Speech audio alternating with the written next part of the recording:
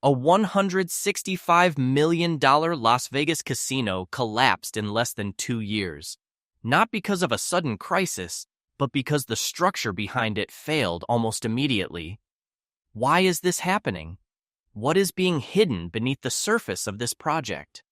Who is really benefiting when a property loses over $120 million in value in under 24 months? Because this was not just a failed casino. It was a financial model built on a single assumption, with no margin for error. And when that assumption broke, everything followed. But the more important question is this: was the failure accidental or built into the structure from the beginning? If you want to understand how this happened and what it reveals about Las Vegas today, take a moment to like the video, subscribe, and turn on notifications. The project that would become Lucky Dragon was first announced in February 2012, during a period when Las Vegas was still recovering from the aftershocks of the 2008 financial crisis. New ground-up developments were rare, capital was cautious, confidence was fragile. In that environment, a new $165 million hotel casino carried significance beyond its size. Construction began in May 2015. By September 2016, the opening timeline was finalized. A soft opening took place on November 19, 2016, followed by a grand opening on December 3, 2016. At the time, Lucky Dragon was marketed as the first newly built hotel casino in Las Vegas since 2010.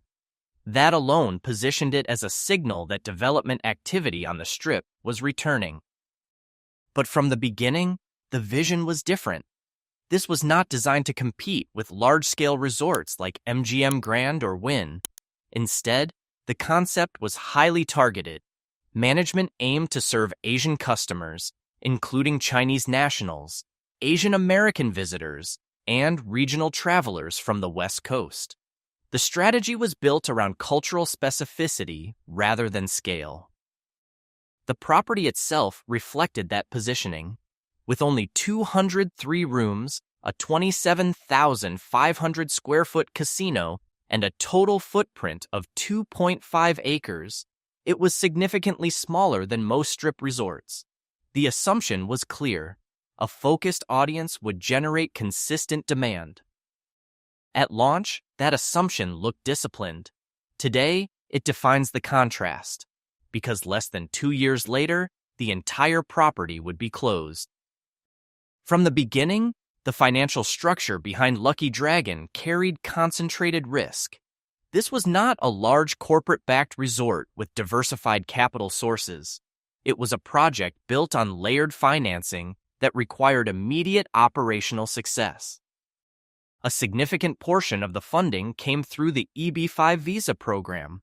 Approximately 179 foreign investors contributed between $89 million and $98.5 million. These were not passive institutional funds. These were individual investors, many expecting both financial returns and U.S. immigration benefits. That alone created pressure. The project was not only a casino, it was also tied to a separate outcome beyond financial performance. On top of that, there was a $90 million loan from snow-covered capital. By the time default became public on September 1, 2017, roughly $48.8 to $48.9 million remained outstanding. This debt introduced fixed obligations that could not be deferred. Interest payments, principal expectations, and lender oversight created a timeline that did not allow for slow ramp-up. There was no sale-leaseback structure, no real estate investment trust absorbing property-level risk. Ownership and operational performance were tightly linked. If the casino underperformed, the financial structure had no buffer. This is where the pressure begins to build. Because when a project relies on investor capital tied to immigration outcomes, combined with active debt obligations, the margin for error is extremely thin. And in this case, that margin disappeared almost immediately. The most revealing indicator of Lucky Dragon's performance, and is not a long-term trend, it is the speed at which deterioration appeared. By September 1st, 2017, less than 9 months after the December 3rd, 2016 grand opening, snow-covered Capital had already filed a notice of default. That timing suggests that revenue and cash flow were not meeting projections almost immediately. There was no extended ramp-up period. The gap between expectation and reality appeared within the first operating cycle. In December 2017, reporting from the Las Vegas Review-Journal provided a direct snapshot of conditions on the ground. The casino floor was described as largely empty. Restaurants were quiet. Customer volume was visibly below what would be required to sustain operations. There are no strong indicators of stable EBITDA generation during this period. Instead, the available evidence points to underperformance across core segments. Gaming activity, which is typically the primary revenue driver, failed to generate sufficient traffic. Food and beverage, which depends heavily on casino footfall, showed similar weakness. This is not a case of declining performance over time. This is a case where performance never reached the required baseline. And in a structure built on immediate cash flow alignment, that distinction becomes critical. This is where the situation shifts from underperformance to structural stress. The first pressure point is fixed obligations. The $90 million loan from snow-covered Capital created immediate debt servicing requirements. With nearly $49 million still outstanding by the time of default in September 2017, the property was already under financial strain within months of opening. There was no flexibility in that structure. Payments were expected regardless of performance. The second pressure point comes from the capital structure itself. EB5 investors contributed up to $98.5 million. That capital carried expectations beyond return on investment. It was tied to immigration outcomes. When performance weakened, pressure did not only come from lenders.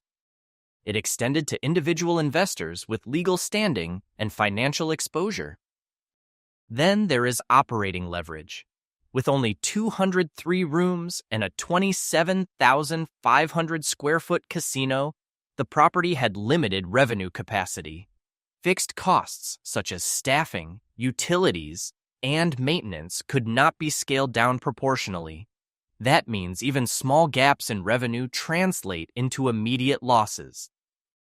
There was also no buffer from diversified income streams, no large convention business, no significant retail footprint, no high-margin entertainment offset. By January 4, 2018, the casino and restaurants were shut down. This was not a preventative measure. It was a response to pressure that had already materialized. At this point, the crisis was no longer theoretical. It was already underway. To understand why the pressure escalated so quickly, the broader Las Vegas market needs to be considered.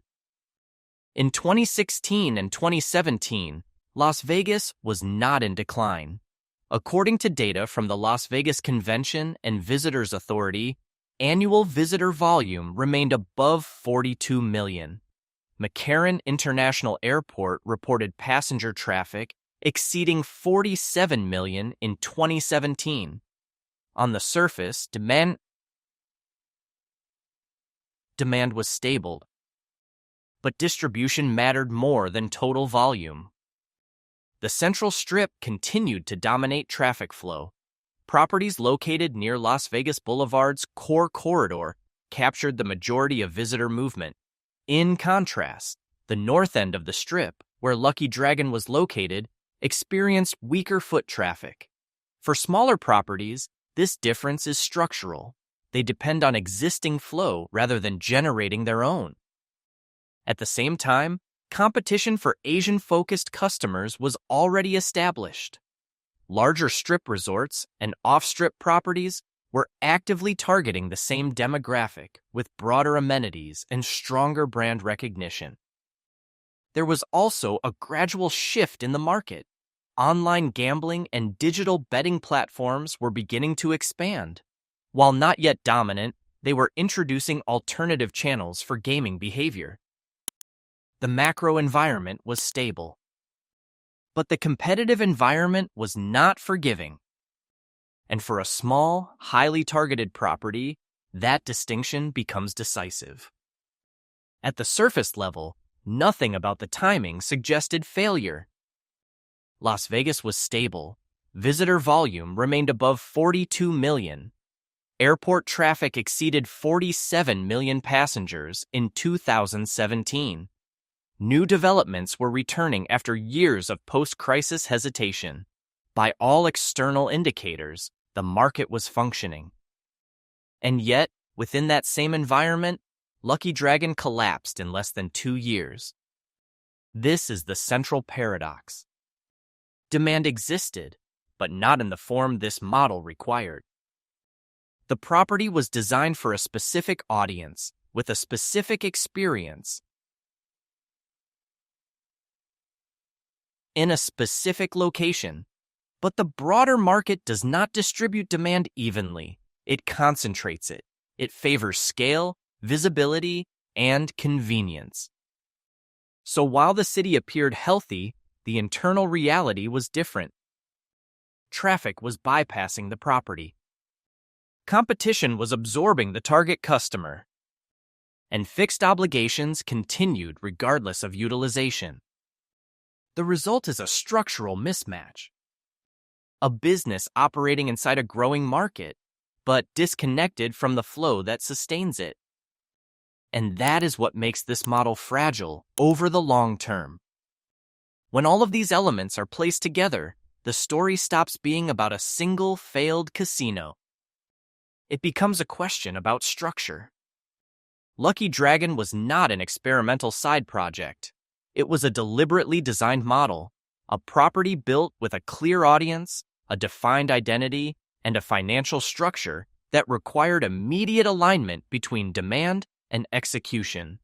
There was no excess capacity, no structural buffer, no margin for prolonged adjustment. And that raises a broader issue. If a $165 million project launched in a stable market with more than 42 million annual visitors can fail within 24 months, what does that say about the tolerance for error in modern Las Vegas? Because the model has shifted. Land ownership, capital structures, and operating risk are increasingly separated. Fixed obligations remain. Competition intensifies. Customer behavior fragments. And in that environment, success is not only about attracting demand. It is about capturing the right demand in the right place at the right scale. The question is no longer whether a concept is unique. The question is whether the structure behind it can survive when conditions are less than perfect. And that is the real test that has already begun. If you want to follow more investigations like this, take a moment to like the video, subscribe, and turn on notifications. And if you want to go deeper, watch the next analysis on how Las Vegas financial structures are quietly reshaping the Strip.